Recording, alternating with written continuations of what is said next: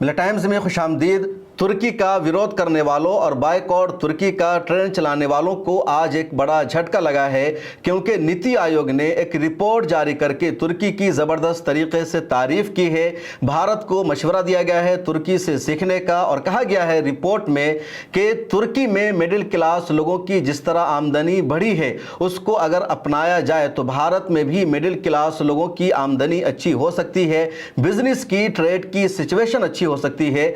बहुत कुछ नीति आयोग की रिपोर्ट में लिखा गया है, बताया गया है, और इस पर आगे बात करेंगे कि नीति आयोग ने क्यों भारत को तुर्किया से सबक सीखने का मशवरा दिया है, क्यों नीति आयोग ने तुर्की की तारीफ की है। इसको जानने और समझने से पहले नीति आयोग क्या है इसको जानना ज़रूरी है। नीति आयोग कोई प्राइवेट इंस्टीट्यूशन का नाम नहीं है, किसी प्राइवेट रिसर्च सेंटर का या थिंक टैंक का नाम नहीं है, बल्कि नीति आयोग एक सरकारी अदारा है और पिछले 100 सालों से तकरीबन ये काम कर रहा है। 1950 में इसका नाम योजना आयोग से बदलकर नीति आयोग कर दिया गया था। अंग्रेजी में इसी को प्लानिंग कमीशन भी कहा जाता है। और ये जो इदारा है देश की पॉलिसी को तय करता है, देश की सियासत को तय करता है, देश को कैसे काम करना है उसका जो फैसला होता है नीति आयोग करता है, और उसी बुनियाद पर सरकार पॉलिसी बनाती है, सरकार फैसले बनाती है। नीति आयोग जो है वो भारत की माशी पॉलिसी को तय करता है कि भारत की जो इकोनॉमी पॉलिसी होगी वो कैसी होगी। नीति आयोग भारत की जो एनवायरनमेंट की पॉलिसी है उसको तय करता है। इसी तरह नीति आयोग भारत का जो समाजी ढांचा है उसको तय करता है, उस पर पॉलिसी बनाता है। इसी तरह सेंटर और स्टेट के दरमियान किस तरह से ताउन होगा, किस तरह रिश्ते बरकरार रखेंगे, किस तरह कोऑपरेशन होगा, वो नीति आयोग तय करता है। इसी तरह डेटा की बुनियाद पर, रिसर्च की बुनियाद पर, आदादो शुमार की बुनियाद पर नीति आयोग पूरा डेटा देता है, रिसर्च देता है, पॉलिसी बनाता है, और फिर सरकार उस पर फैसले करती है। इसी तरह पूरी दुनिया में क्या कुछ चल रहा है और इंडिया को क्या करने की ज़रूरत है, तो इस पर भी नीति आयोग का रिसर्च होता है और सरकार उसकी बुनियाद पर फैसले तय करती है। नीति आयोग का जो चेयरमैन और सरबराह होता है वो देश का वज़ीर आज़म होता है और ऑटोमेटिक होता है, यानी उसूल तय है कि जो भी देश का वज़ीर आज़म होगा वो नीति आयोग का चेयरमैन होगा, और जो देश के नायब सदर जमहूरिया होते हैं वो नीति आयोग के वाइस चेयरमैन होते हैं। उसके बाद एक सीईओ बनाया जाता है, अलग से एक सीनियर ऑफिसर को सीईओ मुकर्रर किया जाता है जो नीति आयोग के कामकाज को आगे बढ़ाता है, नीति आयोग के सिलसिला को वो आगे जारी रखता है। तो नीति आयोग हमारे देश का बहुत बड़ा इदारा है। जो भी प्रोग्राम चलता है वो नीति आयोग के ज़रिए चलाया जाता है, और उस नीति आयोग ने अपनी एक रिपोर्ट जारी करके आज कहा कि भारत को तुर्किया से सबक सीखने की ज़रूरत है। और तुर्की के साथ नीति आयोग ने सिंगापुर का, मलेशिया का और कनाडा का भी नाम लिया। नीति आयोग ने अपनी रिपोर्ट में कहा कि तुर्किया में जो मिडिल क्लास के लोग हैं या वहाँ जो मिडिल क्लास की जो बिज़नेस है वो बहुत अच्छी है, उसकी सूरत हाल अच्छी है और उसे हमें अपनाना चाहिए। कई सारे अंग्रेज़ी अखबारात ने, न्यूज़ 18 ने इस खबर को शाये किया है, एबीपी न्यूज़ ने भी इस खबर को अब शाये किया है, दूसरी जगह पर भी ये रिपोर्ट सामने आई है और उसमें यही कहा गया कि नीति आयोग की जानिब से दरमियाने दर्जे के कारोबारियों के लिए पॉलिसी साजी के उन्वान से जारी करदा रिपोर्ट में कहा गया है कि भारत को तुर्की, कनाडा, सिंगापुर और मलेशिया जैसे ममालिक से ये सीखना चाहिए कि किस तरह दरमियाने और छोटे दर्जे के कारोबारों में हुनर की कमी को दूर किया जा सकता है। रिपोर्ट में तुर्की के इदारे कोसजेब यानी KOSJEB का जिक्र करते हुए बताया गया कि वो फासलाती तालीम के ज़रिए यानी डिस्टेंस कोर्स के ज़रिए कारोबारी तरबियत फराहम करता है। ये इदारा ई-एकेडमी प्रोग्राम के ज़रिए वक्त और जगह की क़ैद के बग़ैर मौसर और आसान तरबियत देता है। उसके अलावा ये प्रोग्राम ख़वातीन, नौजवानों और माजूर अफराद को खुसूसी रियायत देता है। नीति आयोग की रिपोर्ट में तजवीज़ भी दी गई है कि भारत भी इसी तर्ज पर ऑनलाइन ट्रेनिंग प्रोग्राम फराहम करे जो कि रियायती कीमत पर या कमज़ोर तबकों के लिए मुफ्त हो, जिस तरह तुर्की में किया जा रहा है और ज़्यादा से ज़्यादा लोग इसका फ़ायदा उठा रहे हैं। रिपोर्ट में भारत सरकार को यह मशवरा भी दिया गया है कि भारत को दरमियान दरमियाने दर्जे के कारोबारों को आलमी सतह पर मुसाबकती बनाने के लिए यानी आगे ले जाने के लिए तुर्की की हुनरमंदी की पॉलिसी को अपनाना चाहिए। एक और सजेशन ये दिया गया है कि कारोबार से मुतल्लिक वर्किंग कैपिटल के लिए एक मुतहर्रिक यानी एक्टिव फाइनेंशियल पॉलिसी बनाई जाए, 5 करोड़ रुपए तक के क्रेडिट कार्ड की सहूलत दी जाए और MSME यानी छोटे व दरमियानी दर्जे के कारोबार की जो वजारात की निगरानी में बैंकों के ज़रिए फौरी फ़ंड फराहमी के निज़ाम को मजबूत किया जाए। तो इस तरह का सजेशन दिया गया है नीति आयोग की तरफ से और तुर्किया में जो कुछ ये सब हो रहा है उसकी मिसाल दी गई है। और ये खबर एक ऐसे वक्त में आई है जब भारत में लगातार तुर्की की मुखालफत की जा रही है, तुर्की से तिजारती रिश्ता ख़त्म करने का ट्रेंड चलाया जा रहा है, तुर्की पर गुस्सा निकाला जा रहा है।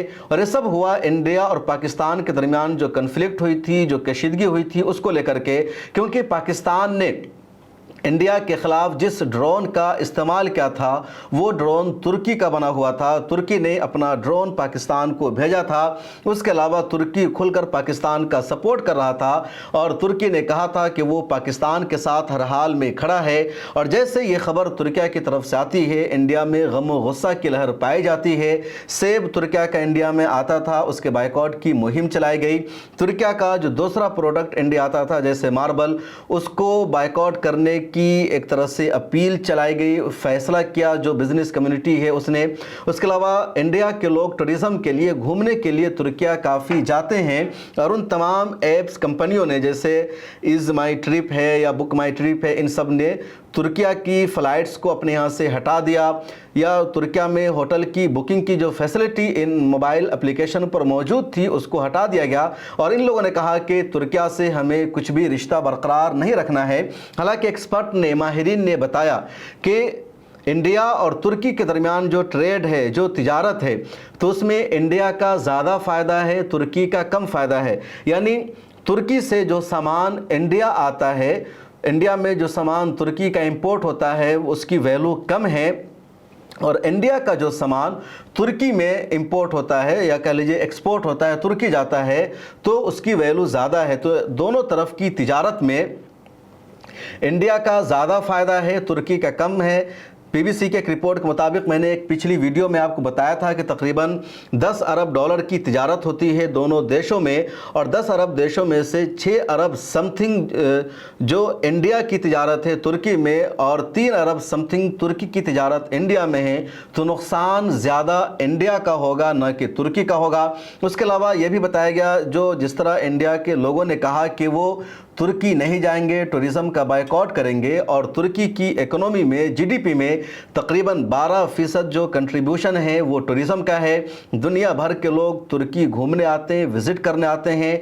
पिछले यानी 2024 में तकरीबन 62 मिलियन से ज़्यादा लोग यानी 6 करोड़ से ज़्यादा लोग तुर्किया में घूमने आए थे। और इंडिया के जो लोग तुर्किया में विज़िट करने जाते हैं, घूमने जाते हैं, उनकी तादाद सिर्फ 2,30,000 है। और ये लोग अगर तुर्किया के टूरिज्म का बाइकआउट करते हैं तो तुर्किया का कुछ भी नुकसान नहीं होने वाला, यानी 0.something%, तो 0.4 या 5% नुकसान होगा, इससे ज़्यादा तुर्की का नुकसान नहीं हो सकता। कुछ एक्सपर्ट तो ये भी कह रहे हैं कि उसका भी फ़र्क नहीं पड़ने वाला। एक और बहुत मशहूर सहाफ़ी है इफ्तिखार गिलानी, उन्होंने आज एक आर्टिकल लिखा कि तुर्की और इंडिया में जो तिजारती रिश्ता है और अगर इसका बाइकआउट किया जाता है तो किसका ज़्यादा नुकसान होगा। तो वो कह रहे हैं कि तुर्की और इंडिया के दरमियान ज़्यादा तिजारत नहीं है और अगर बाइकआउट किया जाता है तो ज़्यादा नुकसान इंडिया का होगा, तुर्की का नहीं होगा। तुर्की का सिर्फ 0.2% ही नुकसान होगा, इससे ज़्यादा नहीं। और इंडिया से तुर्की को बासमती का चावल जाता है और अगर इंडिया तुर्की को बासमती का चावल नहीं भेजेगा तो इस चावल को तुर्की पाकिस्तान से हासिल करेगा, दूसरे देशों से हासिल करेगा। उन्होंने अपने आर्टिकल में ये भी लिखा, इंकशाफ किया कि तुर्की के मुख्तलिफ शहरों जैसे इस्तंबुल, अनकरा और अंताकिया में तकरीबन इंडियन कंपनियों के 200 से ज़्यादा दफातर मौजूद हैं। यानी इंडिया की 200 ऐसी कंपनी मौजूद है जिसका दफ्तर तुर्की के शहर इस्तंबुल में या अनकरा में या अंताकिया में मौजूद है।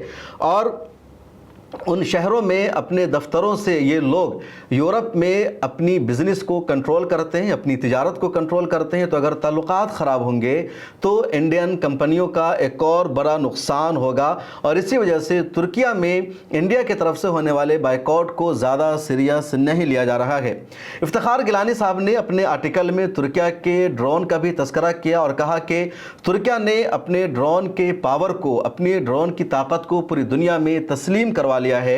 उन्होंने यूक्रेन के सदर ज़ेलेंस्की का हवाला दिया और कहा कि पिछले दिनों ज़ेलेंस्की तुर्की आए थे और उन्होंने अपने लोगों से बातचीत करते हुए कहा कि फरवरी 2022 में जब रूस ने यूक्रेन की राजधानी कीव पर हमला किया, एयरपोर्ट को कब्जा कर लिया था और पूरी राजधानी पर रूस का कंट्रोल और कब्जा होने वाला था, लेकिन ऐसे वक्त में तुर्की के ड्रोन ने यूक्रेन को बचाया। तुर्की के ड्रोन के ज़रिए यूक्रेन ने रूस की लोकेशन को हासिल किया और रूस के जंगी तैयारों को, उसके रडार को नाकाम बनाया, क्योंकि तुर्किया का जो ड्रोन है वो रडार की गिरफ्त में नहीं आता और उसकी मदद से रूस को पीछे हटना पड़ा और कीव पर कब्ज़े का जो मंसूबा था रूस का वो पूरा नहीं हो सका। और फिर ये जंग जो चंद दिनों में ख़त्म हो जाने वाली थी लंबी चली और 3 साल पूरे हो गए हैं और ये जंग अभी तक ख़त्म नहीं हुई है।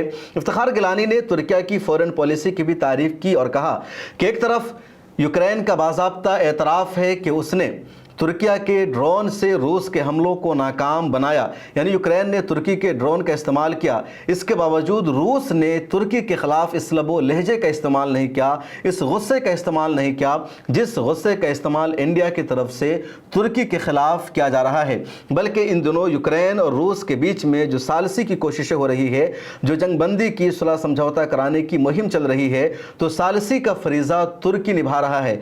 यानी रूस भी तुर्किया पर मुकम्मल तौर पर भरोसा कर रहा है और यूक्रेन भी कर रहा है, जबकि यूक्रेन ने रूस के ख़िलाफ़ तुर्किया के ड्रोन का ही इस्तेमाल किया था। इंडिया को S-400 की जो एयर डिफेंस ताकत है वो रूस ने दे रखा है और रूस ने यही एयर डिफेंस सिस्टम तुर्की को भी दे रखा है। तो तुर्किया की फ़ॉरेन पॉलिसी की कामयाबी यह है कि वो यूक्रेन और रूस दोनों से एक तरह का रिश्ते बरकरार रख रहा है। इफ्तिखार गिलानी साहब ने अपने मजमून में आज़रबाईजान और आर्मीनिया की लड़ाई का भी तस्करा किया। आज से 3 साल पहले आर्मीनिया और आज़रबाईजान के दरमियान लड़ाई हुई थी नगोर्नो कोराबाख को लेकर के। आज़रबाईजान का दावा था कि हमारा इलाका है और आर्मीनिया ने इस पर कब्ज़ा कर रखा है और आज़रबाईजान को इस लड़ाई में पूरा सपोर्ट तुर्किया का मिल रहा था। दूसरी तरफ आर्मीनिया को इंडिया ने सपोर्ट किया, इंडिया ने अपना हथियार दिया, मिसाइल दिया, फाइटर प्लेन दिया और तुर्किया ने इंडिया की तरफ से आर्मीनिया को मिलने वाले इस सपोर्ट की मुखालफत नहीं की, इस पर ताल्लुकात को बिगाड़ने का ख़तरा ज़ाहिर नहीं किया, न किसी तरह से उन्होंने अपने स्टेटमेंट को इंडिया के ख़िलाफ़ जारी किया, बल्कि तुर्की आज़रबाईजान को सपोर्ट करता रहा और उस जंग में आज़रबाईजान को जीत मिली। नगोर्नो काराबाख का जो इलाका है आर्मेनियाई लोगों को खाली करना पड़ा जो 1990 से उनके कब्ज़े में था और आज़रबाईजान ने अपनी जीत का जश्न मनाया। तो तुर्किया ने अपने ड्रोन के पावर को पूरी दुनिया में तस्लीम कर लिया है। एक्सपर्ट ये भी कह रहे हैं कि 6-7 मई की रात में इंडिया और पाकिस्तान के दरमियान एयर स्पेस में जो लड़ाई हुई थी जिसको डॉग फाइट कहा जाता है और पाकिस्तान की आर्मी ने इंडिया के कई फाइटर प्लेन को मार गिराया जिसमें राफेल भी शामिल है। तो पाकिस्तान ने इंडिया के राफेल या फाइटर प्लेन को मार गिराने के लिए चीन के जहाज़ का इस्तेमाल किया था, चीन की टेक्नोलॉजी का इस्तेमाल किया था, चीन के J-10C फाइटर प्लेन का इस्तेमाल किया था पाकिस्तान ने। और चीन के ख़िलाफ़ इंडिया में कोई गम व गुस्सा नहीं, चीन का बायकॉट नहीं किया जा रहा है, जबकि चीन की जो टेक्नोलॉजी है पूरी दुनिया में अहमियत की हामिल हो चुकी है। चीनी जहाज़ों की ख़रीदारी बढ़ चुकी है। जो चीन की कंपनी थी जिसने J-10C बना रखा है फाइटर प्लेन, उसका जो शेयर है वो मार्केट में बढ़ चुका है और अमेरिका ने भी एतराफ़ किया कि चीन की जो जंगी ताकत है वो बहुत ज़्यादा बढ़ चुकी है। इसके बावजूद चीन का बायकॉट आखिर क्यों नहीं किया जा रहा है, सिर्फ तुर्किया का बायकॉट ही क्यों किया जा रहा है? जो एक्सपर्ट है, जो माहिरीन हैं, वो शुरू से यही मशवरा दे रहे हैं कि तुर्किया और पाकिस्तान को अपने ताल्लुकात को आगे बढ़ाना चाहिए, अपने रिश्ते को आगे बढ़ाना चाहिए। तुर्किया और पाकिस्तान के जो रिश्ते हैं पहले ज़्यादा अच्छे नहीं थे, अब दोनों के जो रिश्ते हैं खुलकर वाज़े हो गए हैं और तुर्की ने भी एक स्टैंड लिया कि अब वो खुलकर पाकिस्तान को सपोर्ट करेगा। हालांकि जब इंडिया और पाकिस्तान के दरमियान कशीदगी हुई या कह लीजिए उससे पहले पहलगाम टेरर अटैक हुआ तो तुर्की ने भी पहलगाम टेरर अटैक की मजम्मत की थी, इसको दहशतगर्दाना हमला करार दिया था। उसके बाद जब पाकिस्तान और इंडिया के दरमियान कशीदगी की खबरें आती है तो तुर्की की तरफ से यही स्टेटमेंट सामने आया कि दोनों मुल्कों को जंग की तरफ नहीं जाना चाहिए और इस मामले को, इस तनाज़ो को ख़त्म कर लेना चाहिए। तुर्की के सदर रजब तैयब एर्दोगान के हवाले से खबर भी सामने आई है कि जब 7 मई को इंडिया ने ऑपरेशन सिंदूर लॉन्च किया और पाकिस्तान पर हमला किया, दहशतगर्दों के 9 ठिकानों को तबाह किया, तो तुर्की के सदर रजब तैयब एर्दोगान ने अपने करीबी लोगों की और आग पार्टी के अहम जिम्मेदारों की एक मीटिंग तलब की।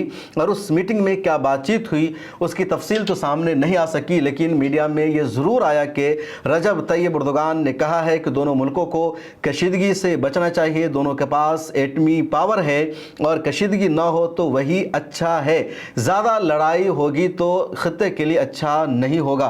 तो पूरी खबर है, ये पूरी रिपोर्ट है और इस खबर का मैंने आगाज़ किया था नीति आयोग की रिपोर्ट से कि नीति आयोग ने भी मशवरा दिया है सरकार को कि वो तुर्किया से सीखे, तुर्किया को अपने लिए आइडियल बनाए, क्योंकि तुर्की आगे बढ़ रहा है। और सच्चाई यही है कि रजब तैयब एर्दोगान के दौर में तुर्की बहुत आगे जा चुका है, तुर्की बहुत तरक्की कर चुका है, तुर्की की मैशत बहुत आगे जा चुकी है। तुर्की अब यूरोप के मुल्कों से अपने आप को एक तरह से करीब समझने लगा है। यूरोप की जो सूरत हाल है वो तुर्की की हो चुकी है और तुर्की का जो इस्तांबुल शहर है वो तो पूरा यूरोप में ही आता है और इस्तांबुल दुनिया के बहुत मकबूल और बड़े शहरों में से एक है। दुनिया में जिस शहर में सबसे ज़्यादा लोग विज़िट के लिए, घूमने के लिए जाते हैं, उसमें सबसे पहले नंबर पर इस्तांबुल है, उसके बाद तुर्की का अंकारा, फिर दुनिया के दूसरे शहरों का नंबर आता है। और तुर्की एक ऐसा मुल्क है जो यूरोप और एशिया दोनों में आता है, यानी जोग्राफियाई एतबार से भी तुर्की की बहुत ज़्यादा अहमियत है। वो यूरोप और एशिया को जोड़ने का तुर्किया काम करता है। इधर भारत की भी अपनी अहमियत है। भारत में 140 करोड़ की आबादी है और असर रसूख, और कहा जाता है कि अगर दुनिया में आपको आगे बढ़ना है, तरक्की करनी है, तो अपने पड़ोसियों के साथ आपके रिश्ते अच्छे होने चाहिए, आपके पास अपनी जंगी ताकत होनी चाहिए, आपके पास अपनी टेक्नोलॉजी होनी चाहिए और तनाज़ुआत जब कम होते हैं तभी मुल्क आगे बढ़ता है। तुर्की नाटो का मेंबर है जो उसको बहुत पावरफुल बनाता है।